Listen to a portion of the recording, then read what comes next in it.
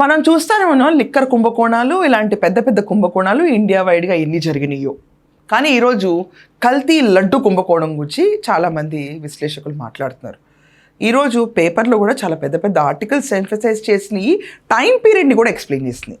అసలు ఈ కల్తీ లడ్డు కుంభకోణంలో ప్రచారం ఏంటి, జరిగిన వాస్తవాలు ఏంటి, ఇటు మధ్యలో డిఫరెన్స్ ఎవరికి అర్థం కాకుండా కొత్తగా బయటకు వచ్చిన రూమర్స్ ఏంటంటే సిట్ బయటకు రిలీజ్ చేసిన ఛార్జ్షీట్ ప్రకారం, ఫైల్ చేసిన ఛార్జ్షీట్ ప్రకారం అసలు లడ్డూలో కల్తీయే జరగలేదు.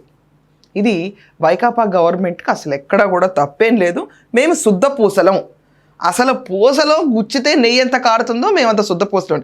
జగన్మోహన్ రెడ్డి వచ్చి ఒక క్లాసిక్ ఎగ్జాంపుల్ ఆఫ్ మీమర్ కింద మిగిలి ఏం చెప్పాడంటే, ఆవు సరిగ్గా ఫుడ్ మేయకపోతే అని ఇలా ఎక్స్ప్రెషన్స్ ఇస్తూ ఇలాంటి కల్తీ జరగచ్చంట.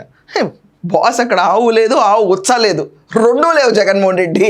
నువ్వు ఆవు అన్న అసలు నాకు లిటరలీ ఇలాంటి వాళ్ళని చూస్తే you're such a memer man, frankly speaking. ఇప్పుడు ఇక్కడ సిట్ ఇచ్చిన వాళ్ళు ఛార్జ్షీట్లో పేర్కొన్న దాంట్లో అసలు మిల్క్ అన్న ప్రొడక్టే లేదు. నువ్వు ఆవు ఫుడ్డు, ఆవు దానాలు వీటన్నింటి కూడా తీసుకొచ్చావు. రేపు సజ్జలో ఇంకొక స్క్రిప్ట్ పెడతాడేమో, మా నెయ్యి వేరే నెయ్యి, మా ఓటర్లు వేరే ఓటర్లు, మా కల్తీ వేరే కల్తీ, అసలు రాజ్యాంగంలో రాసారా లడ్డూ చేయడానికి నెయ్యి కావాలని, ఇలాంటి సొల్లు కూడా చెప్తారేమో రేపు వచ్చి. ఎవరు చెప్పగలుగుతాం? మనం ఉన్న దౌర్భాగ్య స్థితి ఇది.